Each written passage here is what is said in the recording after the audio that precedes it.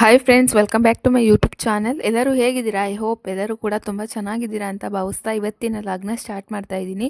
First time video ಯಾರಾದರೂ ನೋಡ್ತಾ ಇದ್ದರೆ ಪ್ಲೀಸ್ ಸಬ್ಸ್ಕ್ರೈಬ್ ಮಾಡ್ಕೊಳ್ಳಿ, ಹಾಗೆ ಸಪೋರ್ಟ್ ಮಾಡಿ. ವಿಡಿಯೋ ಇಷ್ಟ ಆದರೆ ಒಂದು ಲೈಕ್ ಮಾಡೋದನ್ನು ಮರಿಬೇಡಿ. ಇವತ್ತು ನಾನು ನಮ್ಮ ಅಂಗಡಿ ಹತ್ರ ಇದ್ದೀನಿ. ಅಂದರೆ ನಮ್ಮ ಮನೆಯವರು ಇವತ್ತು ಅಂಗಡಿ ರೇಷನ್ ತರೋಕ್ಕೆ ಅಂತ ಹೋಗಿದ್ದಾರೆ. ಹಾಗಾಗಿ ಬಂದು ಸ್ವಲ್ಪ ಎಲ್ಲ ನೀಟಾಗೆಲ್ಲ ಒರೆಸ್ಕೊಂಡು ಇವಾಗ ಅಂಗಡಿ ರೇಷನ್ ಎಲ್ಲ ತಂದು ಕೊಟ್ಟರು. ಅಷ್ಟರಲ್ಲಿ ಇವಾಗೆಲ್ಲ ಜೋಡಿಸ್ಕೊತಾ ಇದ್ದೀನಿ. ಅಂದರೆ ನಾವು ನಮ್ಮೂರಲ್ಲೇ ಆಲ್ರೆಡಿ ಒಂದು 5-6 ಅಂಗಡಿ ಇದೆ. ಹಾಗಾಗಿ ನಾವು ಜಾಸ್ತಿ ರೇಷನ್ ಎಲ್ಲ ಹಾಕಕ್ಕೆ ಹೋಗಲ್ಲ. ಅಂದರೆ ಮಾಮೂಲಿ ಚಿಲ್ಲರೆ ಅಂಗಡಿ ಅಂತೀವಲ್ಲ, ಅಂಥ ರೇಷನ್ಗಳನ್ನ ನಾವು ಹಾಕ್ತೀವಿ. ಈ ಬೇಳೆ ಆಗಿರ್ಬೋದು, ಅಕ್ಕಿ ಆ ಥರ ಎಲ್ಲ ಮಾರಲ್ಲ. ಅಂದರೆ ಹಳ್ಳಿ ಕಡೆ ಸ್ವಲ್ಪ ಹೋಗೋದು ಕಮ್ಮಿನೇ. ಹಾಗಾಗಿ ಮಾಮೂಲಿ ಈ ಥರ ಡೈಲಿ ಎಷ್ಟು ಯೂಸ್ ಆಗುತ್ತೋ, ಅಂದರೆ ಎಷ್ಟು ಜಾಸ್ತಿ ಸೇಲ್ ಆಗುತ್ತೋ ಅಂಥ ಐಟಮ್ಸ್ಗಳನ್ನ ನಾವು ಹಾಕ್ತೀವಿ ಅಂಗಡಿಗೆ. ಹಾಗಾಗಿ ಇವತ್ತು ಸಾಯಂಕಾಲ ತಂದುಕೊಟ್ಟಿದ್ರು ಅವರು ರೇಷನ್ ಎಲ್ಲ. ಹಾಗಾಗಿ ಇವಾಗ ಜೋಡ್ಸೋಣ ಅಂತ ಬಂದೆ.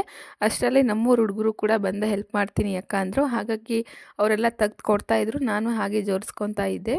ಅಂದರೆ ನಮ್ಮನೆಯವರು ಇವತ್ತು ಗಣಪತಿ ಹಬ್ಬದಲ್ಲಿ ಫುಲ್ ಬ್ಯುಸಿ ಆಗಿಬಿಟ್ಟಿದ್ದಾರೆ. ನಮ್ಮೂರಲ್ಲೂ ಕೂಡ ತುಂಬ ಚೆನ್ನಾಗಿ ಅದ್ದೂರಿಯಾಗಿ ಗಣಪತಿನ ಮಾಡ್ತಾರೆ, ಅಂದರೆ ಗಣೇಶೋತ್ಸವನ. ಹಾಗಾಗಿ ಅವರು ಸ್ವಲ್ಪ ಬ್ಯುಸಿ ಇದ್ದಾರೆ. ಹಾಗಾಗಿ ನಾನಿವಾಗ ಜೋಡಿಸ್ತಾ ಇದ್ದೀನಿ ಅಂಗಡೀಲಿ. ಅಂದರೆ ಪ್ರತಿ ಸರಿ ಕೂಡ ನಾನೇ ಅಂಗಡಿಯಲ್ಲಿ ಸ್ವಲ್ಪ ಸಾಮಾನುಗಳನ್ನೆಲ್ಲ ಜೋಡಿಸೋದು. ಆದರೆ ಈ ಸತಿ ಯಾರು ಕೂಡ ಹೆಲ್ಪ್ ಮಾಡೋಕ್ಕಿರಲಿಲ್ಲ, ಒಬ್ಬಳೇ ಒದ್ದಾಡ್ತಿದ್ದೆ ಅಂತ. ನಮ್ಮೂರು ಹುಡುಗರು ಆ ಕಡೆಯಿಂದ ಈ ಕಡೆ ಓಡಾಡ್ತಾ ಇರ್ತಾರೆ. ಯಾವಾಗಲೂ ಕೂಡ ಚೆನ್ನಾಗಿ ಮಾತಾಡ್ಕೊಂಡು ಚೆನ್ನಾಗಿರ್ತಾರೆ. ಹಾಗಾಗಿ ಅವ್ರನ್ನ ಅಂದರೆ ನಾನು ಕರೀಲಿಲ್ಲ ಅಂದರೂ ಕೂಡ ಅವರೇ ಬಂದು ಅಕ್ಕ ಹೆಲ್ಪ್ ಮಾಡೋದ ಅಂತ ಕೇಳಿದ್ರು. ಹಾಗಾಗಿ ಸರಿ ಬರ್ರೋ ಹೆಲ್ಪ್ ಮಾಡಿರಿ ಅಂದೆ. ಹಾಗಾಗಿ ಅವರು ಕೂಡ ಬಂದು ಎಲ್ಲ ಒಂದೊಂದೇ ಕವರ್ಗಳನ್ನೆಲ್ಲ ತೆಗೆದು ಕೊಡ್ತಾಯಿದ್ರು. ಅಂದರೆ ನಾವು ಸಾಮಾನುಗಳೆಲ್ಲ ತರೋದು ಅಂದರೆ ಉಳಿಯಾರಿಂದನೇ. ಅಂದರೆ ನಮಗೆ ಅಲ್ಲಿ ಹೋಲ್ಸೇಲ್ ರೇಟಲ್ಲಿ ಹಾಕಿರ್ತಾರೆ. ನಾವು ಅಲ್ಲಿಂದ ತಂದು ₹1 ಲಾಭಕ್ಕೆ, ಎಲ್ಲರೂ ಮಾರೋ ಥರ ನಾವು ಕೂಡ ₹1 ಲಾಭಕ್ಕೆ ನಾವು ಮಾರೋದು. ಹಾಗೆ ಅಂದರೆ ಈ ಅಕ್ಕಿ ಬೇಳೆ ಎಲ್ಲ ಸ್ವಲ್ಪ ಸಿಗುತ್ತೆ. ಆದರೆ ಏನಂದರೆ ಹಳ್ಳಿ ಕಡೆ ಅಷ್ಟೊಂದು ತಗೊಳ್ಳಲ್ಲ. ಈ ಬೇಳೆಗಳು ಫಸ್ಟು ಅಂದರೆ ಅಂಗಡಿ ಓಪನ್ ಮಾಡಿದಾಗ 1 ವರ್ಷ 2 ವರ್ಷ ಬೇಳೆಗಳು ಅಕ್ಕಿ ಎಲ್ಲ ಮಾರ್ತಾಯಿದ್ವು. ಆವಾಗ ಅಷ್ಟೊಂದು ಹೋಗ್ತಾ ಇರಲಿಲ್ಲ, ಬೇಳೆಗಳೆಲ್ಲ ಹುಳ ಆಗಿಬಿಡ್ತಿದ್ವು. ಹಾಗಾಗಿ ಸುಮ್ಮನೆ ಏನಕ್ಕೆ ತಂದು ವೇಸ್ಟ್ ಮಾಡ್ಕೊಳ್ಳೋದು, ಅಷ್ಟೊಂದು ಸೇಲ್ ಆಗಲ್ಲ. ಅಂದರೆ ಹಳ್ಳಿಗಳಲ್ಲಿ ಪ್ರತಿಯೊಬ್ಬರು ಮನೆಯಲ್ಲಿ ಈ ಬೇಳೆಗಳು ಆ ಥರ ಅಂದರೆ ಬೆಳೀತಾ ಇರ್ತಾರಲ್ಲ, ಹಾಗಾಗಿ ಬೇಳೆಗಳಾಗಿರ್ಬೋದು ಅದನ್ನೆಲ್ಲ ತಗೊಳ್ಳಲ್ಲ. ಕಾಳುಗಳೆಲ್ಲ ಅವರೇ ಆಲ್ಮೋಸ್ಟ್ ಬೆಳೀತಾರೆ. ಸುಮ್ಮನೆ ಏನಕ್ಕೆ ತೊಗೊಳ್ಳೋದು ಅಂತ ಆಲ್ಮೋಸ್ಟ್ ಯಾರೂ ಕೂಡ ತೊಗೊಳ್ಳಲ್ಲ. ಇನ್ನು ತೊಗೊಂಡ್ರೆ ಒಂದು ತೊಗರಿಬೇಳೆ ಒಂದು ಆ ಥರ ತೊಗೊತಾರೆ. ಹಾಗಾಗಿ ನಾವು ಜಾಸ್ತಿ ಏನು ಆ ಥರ ಬೇಳೆಗಳನ್ನ ಮಾರಕ್ಕೆ ಹೋಗಲ್ಲ. ಈ ಮಾಮೂಲಿ ಶ್ಯಾಂಪುಗಳು, ಉದ್ಗಡ್ಡಿ ಅಂದರೆ ಡೈಲಿ ಯೂಸಿಗೆ ಬೇಕಾಗಿರುವಂಥ ವಸ್ತುಗಳನ್ನ ಮಾರ್ತೀವಿ. ಅಂಡ್ ಚಿಕನ್ ಅಂಗಡಿ ಇರೋದ್ರಿಂದ ಸುಮ್ಮನೆ ಚಿಕನ್ ಅಂಗಡಿ ಏನು ಇಟ್ಕೊಳ್ಳೋಬೋದು. ಅದು ಸೈಡಲ್ಲಿ ಚಿಲ್ಲರೆ ಅಂಗಡಿ ಕೂಡ ಇಟ್ಕೊಂಡ್ರೆ ವ್ಯಾಪಾರನೂ ಆಗುತ್ತೆ. ಹೇಗೂ ಪ್ರತಿದಿನ ಸುಮ್ಮನೆ ಬೆಳಗ್ಗೆಯಿಂದ ಕೂತ್ಕೊಂಡಿರ್ತೀವಿ ಅಂಗಡಿ ಹತ್ರ, ಸುಮ್ಮನೆ ಇಲ್ಲಿ ಕೂತ್ಕೊಂಡ್ರು ಕೂಡ ಇದು ಒಂದು ವ್ಯಾಪಾರ ಆಗುತ್ತೆ ಅಂತ. ಮನೆಗೆ ಯೂಸ್ ಆಗಲಿ ಬಿಡಿ. ಅಂದರೆ ನಮಗೆ ಚಿಲ್ಲರೆ ಅಂಗಡಿಯಲ್ಲಿ ಸಿಗೋದು ಅಷ್ಟಕ್ಕಷ್ಟೇ, ಜಾಸ್ತಿ ಏನು ನಮಗೆ ಸಿಗಲ್ಲ. ಅಂದರೆ ಪ್ರತಿದಿನ ನನ್ನ ಮಕ್ಕಳೇ ಜಾಸ್ತಿ ತಿಂತಾ ಇರ್ತಾರೆ ಈ ಕುರ್ಕುರೆ ಆಗಿರ್ಬೋದು, ಈ ಥರ ತಿಂಡಿಗಳು. ಮತ್ತು ಮನೆಗೆ ಏನಾರು ಬೇಕು ಅಂದರೆ ಮನೆಗೆ ನಾನು ತೊಗೊಳ್ತೀನಿ. ಹಾಗಾಗಿ ಅಷ್ಟು ಅಂಗಡಿಗಳಲ್ಲಿ ನಮಗೆ ಸಿಗಲ್ಲ. ನಮಗೆ ಸಿಗೋದು ಅಂದರೆ ಈ ಚಿಕನ್ ಮಾರಿದಾಗಷ್ಟೇ. ಈ ಶ್ರಾವಣ ಅಂತ ನಾವು ಅಂದರೆ ನಾವು ಭೂತಪ್ಪಕ್ಕೆ ಹಾಕ್ಸಿದ್ದು ಲಾಸ್ಟು, ಆಮೇಲೆ ನಾವು ಕೋಳಿಗಳನ್ನೇ ಹಾಕ್ಸಿಲ್ಲ. ಹಾಗಾಗಿ ಸ್ವಲ್ಪ ಅಂಗಡಿಗಳನ್ನೇ ಓಪನ್ ಮಾಡಿರಲಿಲ್ಲ, ಚಿಲ್ಲರೆ ಅಂಗಡಿ ಆಗ್ಬೋದು. ಹಾಗೆ ಈ ಕೋಳಿಗಳು ಅಂದರೆ ಕೆಲವೊಬ್ಬರು ತಿಂತಾರೆ ಶ್ರಾವಣದಲ್ಲಿ. ಆದರೆ ನಮಗೆ ಆರ್ಡ್ರ್ ಬರ್ತಾಯಿದ್ದು ದಿವ್ಸಕ್ಕೆ ಒಂದೇ ಥರ. ಅಂದರೆ ಹಾಗಾಗಿ ನಾವು ಕೋಳಿಗಳನ್ನೂ ಕೂಡ ಹಾಕ್ಸಿರಲಿಲ್ಲ 1 ತಿಂಗಳು ತನಕ.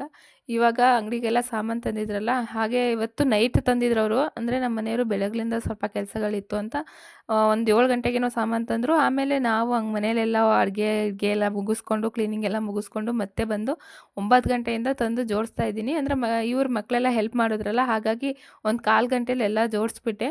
ಅಂದರೆ ಜಾಸ್ತಿ ಏನು ತಂದಿರಲಿಲ್ಲ, ಆಲ್ಮೋಸ್ಟು ಸ್ವಲ್ಪ ಸ್ವಲ್ಪ ತಂದ್ಕೊಂಡಿದ್ದು ಇವಾಗ ಅಂಗಡಿಗಳಲ್ಲಿ ಏನಂದರೆ ಈ ತಿಂಡಿ ಐಟಮ್ಸ್ ಎಲ್ಲ ಜಾಸ್ತಿ ಹಾಕಲ್ಲ ನಾವು.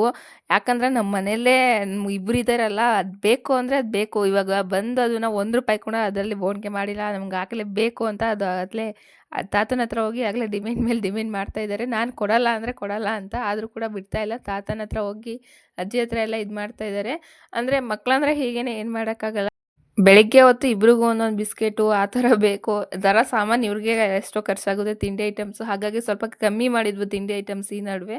ಆದರೆ ಮತ್ತೆ ಇವಾಗ ಅಂಗಡೀಲಿ ಏನೂ ಇಲ್ಲ ಅಂದರೆ ಕೆಲವೊಬ್ರು ಆಡ್ಕೊಳ್ಳೋದೇ ಜಾಸ್ತಿ. ಹಾಗಾಗಿ ತಿಂದರೆ ತಿಂತಾರೆ, ನಮ್ಮ ಮಕ್ಕಳೆಲ್ಲ ತಿನ್ನೋದು. ಇವಾಗ ಅಂಗಡಿ ಇಲ್ಲ ಅಂದರೆ ದುಡ್ಡಿಟ್ಕೊಂಡು ಬೇರೆ ಅಂಗಡಿಗೆ ಹೋಗ್ತಾರೆ, ಏನು ಮಾಡೋಕ್ಕಾಗಲ್ಲ ಅಂತ. ಇವಾಗ ಎಲ್ಲ ತಂದಿದ್ದಾರೆ ನಮ್ಮ ಮನೆಯವರು ತಿಂಡಿ ಐಟಮ್ಸು. ಆಲ್ರೆಡಿ 2 ಮಂಚು ಎಗ್ರೋಗಿದೆ. ಮಕ್ಕಳಂದ್ಮೇಲೆ ತಿಂತಾರೆ ಅಂತ ನಾವು ಸುಮ್ಮನಾದ್ವು. ಅಂದರೆ ಜಾಸ್ತಿ ಇದನ್ನೇ ರೂಢಿ ಮಾಡ್ಕೊಬಿಟ್ರೆ ಮನೇಲಿ ಊಟ ಮಾಡಲ್ಲ ಕರೆಕ್ಟಾಗಿ. ಹಾಗಾಗಿ ಅದೊಂದು ಬೇಜಾರಷ್ಟೇ. ಇದನ್ನೇ ಜಾಸ್ತಿ ಡಿಪೆಂಡ್ ಮಾಡಿಕೊಂಡು ಮ್ಯಾಗಿ ಮಾಡಿಕೊಡು ಅದು ಇದು ಅಂತ ಕೇಳಿ ಕೇಳಿ ಆಮೇಲೆ ಮನೇಲಿ ಊಟನೇ ಬಿಟ್ಬಿಡ್ತಾರೆ. ಹಾಗೆ ಮಾಡ್ತಾರೆ ಇವರು. ಹಾಗಾಗಿ ಸ್ವಲ್ಪ ಕಡಿಮೆ ಮಾಡಿದ್ವು. ಹಾಗೆ ಹಳೆ ಕುರ್ಕುರೆ ಎಲ್ಲ ಇತ್ತು, ಅದೆಲ್ಲ ಮಧ್ಯದಲ್ಲೇ ಸ್ವಲ್ಪ ಸ್ವಲ್ಪ ತುಂಡಾಗಿತ್ತು, ಅಂದರೆ ಕಟ್ಟಾಗಿತ್ತಲ್ಲ, ಅದನ್ನೆಲ್ಲ ಇವಾಗ ಪಿನ್ ಹೊಡೆದು ಎಲ್ಲ ನೀಟಾಗಿ ಜೋಡಿಸ್ಕೊತಾ ಇದ್ದೀನಿ. ಅಂದರೆ ಸ್ವಲ್ಪ ನಮ್ಮ ಅಂಗಡಿ ಅಂದರೆ ರೋಡ್ ಸೈಡೇ ಇರೋದ್ರಿಂದ ಧೂಳಂತೂ ಬೇಗನೆ ಕೂತ್ಕೊಬಿಡುತ್ತೆ.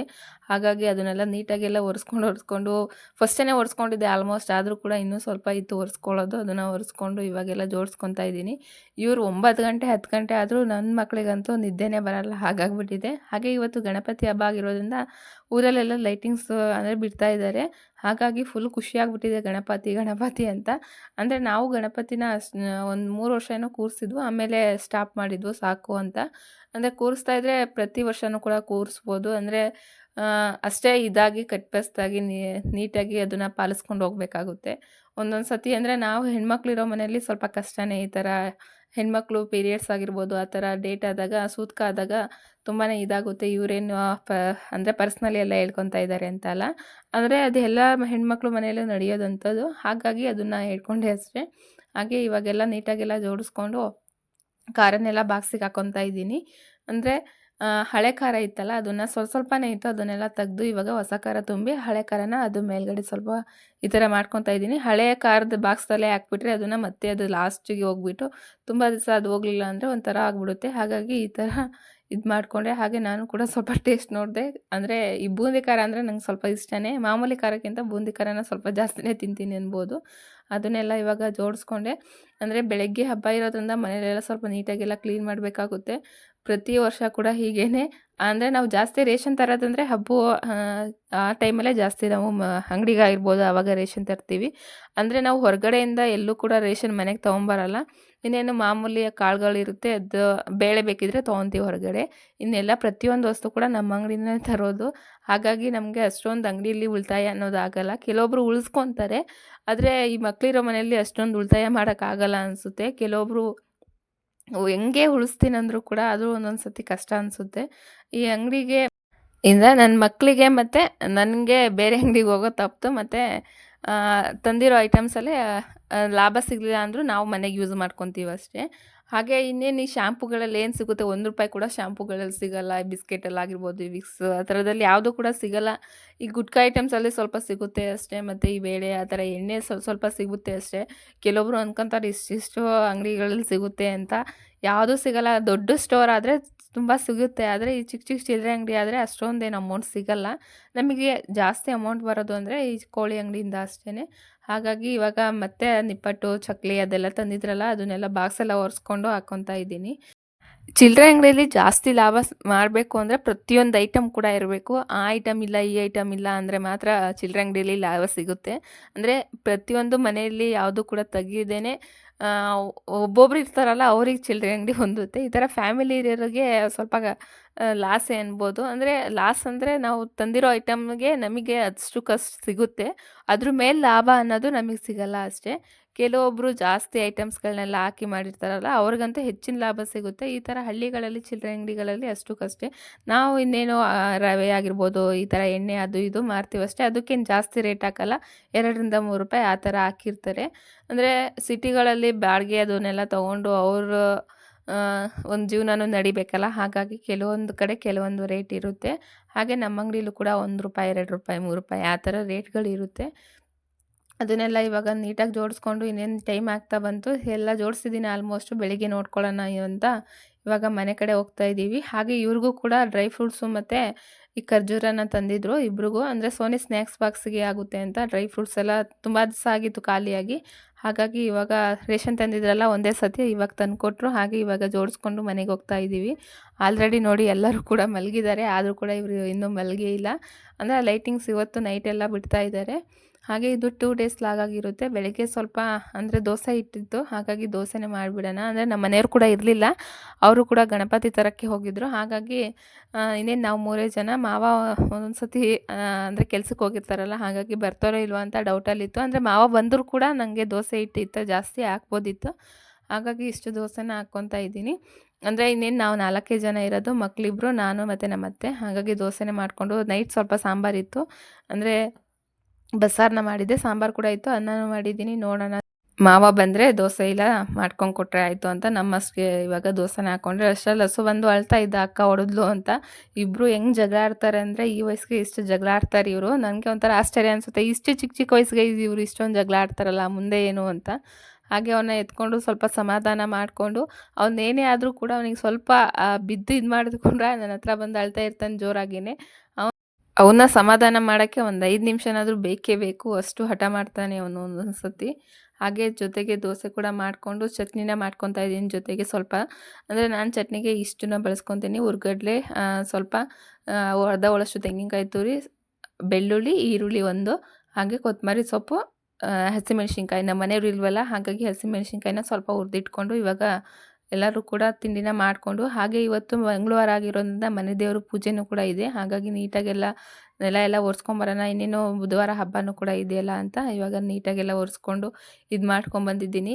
ನಾವು ಪೇಂಟ್ ಮಾಡಿಸಿ ಒಂದು 3 ತಿಂಗಳಾಗಿರ್ಬೋದು ಅಷ್ಟೇ. ಆದರೆ ನೋಡಿ ಗೋಡೆಗಳು ಹೇಗೆ ಮಾಡಿದ್ದಾರೆ, ಎಲ್ಲಿ ಬೇಕೋ ಅಲ್ಲಿ ಇಬ್ಬರು ಕೂಡ ಬರೀತಾರೆ. ಸೋನಿ ಅಂತೂ ಲಸುಗಿಂತ ಚಿಕ್ಕವಳಾಗ್ಬಿಟ್ಟಿದ್ದಾಳೆ, ಅಷ್ಟು ಇದು ಮಾಡ್ತಾಳೆ ನೋಡಿ. ಮನೆ ಪೂರ್ತಿ ಎಲ್ಲ ಕಡೆ ಬರೆದಿದ್ದಾರೆ. ನಮಗೆ ಒಂಥರ ಬೇಜಾರಾಗಿಬಿಟ್ಟಿದೆ. ಈ ಥರ ಮಾಡೋಂಗಿದ್ದಿದ್ರೆ ನಾವು ಇದೇ ಮಾಡಿಸ್ತಾ ಇರಲಿಲ್ಲ, ಪೇಂಟೇ ಹೊಡಿಸ್ತಾ ಇರಲಿಲ್ಲ ಅಂತ. ಹಾಗೆ ಇವಾಗ ದೇವ್ರ ಮನೆ ಕೂಡ ಕ್ಲೀನ್ ಮಾಡ್ಕೊಂಡಿದ್ದೀನಿ. ಹಾಗೆ ಇವಾಗ ನೆಲ ಎಲ್ಲ ಒರೆಸ್ಕೊಬೇಕು. ಅಂದರೆ ಇಲ್ಲೆಲ್ಲ ಒಳಗಡೆ ಹಾಲಲ್ಲಿ ಮತ್ತು ಒಳಗಡೆ ರೂಮು ಅದರಲ್ಲೆಲ್ಲ ನೀಟಾಗಿ ಇವಾಗ ಧೂಳೆಲ್ಲ ಕುಡಿಕೊಂಡು ಕ್ಲೀನ್ ಮಾಡ್ಕೊಂಡಿದ್ದೀನಿ. ಇನ್ನು ಅಡುಗೆ ಮನೆ ಸ್ವಲ್ಪ ಗಲೀಜಾಗಿದೆ. ಅಡುಗೆ ಮನೆಗೆ ಸ್ವಲ್ಪ ಕ್ಲೀನ್ ಮಾಡಿಕೊಂಡ್ರೆ ಇನ್ನೆಲ್ಲ ಕೆಲಸ ಕೂಡ ಮುಗ್ದ ಹಾಗೆ.